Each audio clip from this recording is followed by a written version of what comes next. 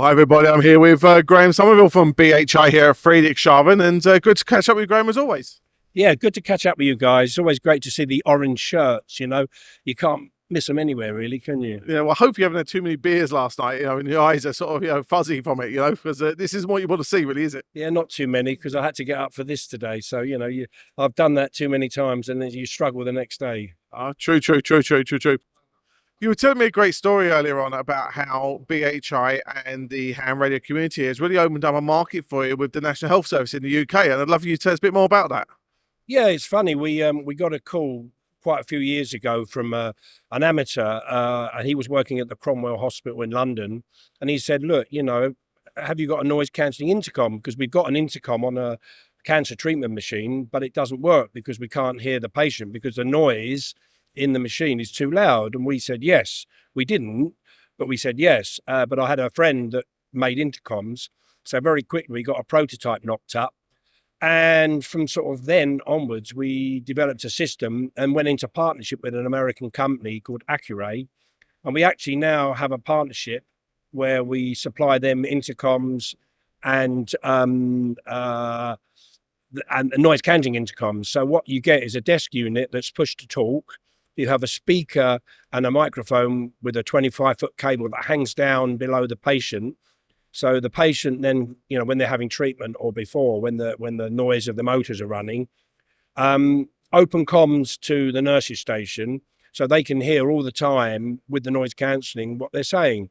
And then if the patient gets stressed, they know because they can hear them and they can talk to the patient. So it's just a very simple system that we used with a Cat5 cable that's not used as a Cat5 cable, but a lot of the hospitals and places that would use this have cable runs like Cat5 everywhere. Yeah. So yeah, we just developed this and it's just went on from strength to strength. It's probably half our turnover now is these intercom systems. So recently my eldest daughter, Ali, joined BHI Limited as the marketing manager.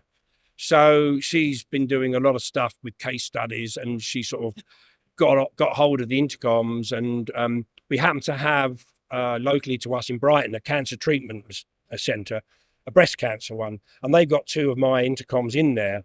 So I've been sort of working with them, and she did the case study and some promotion and blogs, and we've had about 4 orders in the last few months from various NHS hospitals. So yeah, the noise cancelling's helping patients be heard, really. Yeah. And is there much difference between actually the technology that's inside those intercom systems and the stuff that's maybe for the amateur radio market? Was it just a straight lift of the technology, or did you have to tweak the settings along the way? No, it's just the same technology on the receive path. So on the desk unit, it's just coming in from the other side, and it's the same that all the amateurs are benefiting from. We have it at a fixed level, quite a high noise cancelling level, so that because of the way the DSP works, it's looking for speech. So if they're not talking, the noise cancelling's working. If they're talking, then it removes the noise and they can be heard. So it's quite a good system because of how the DSP works. People often ask, how does your DSP work? Well, it works by looking for speech.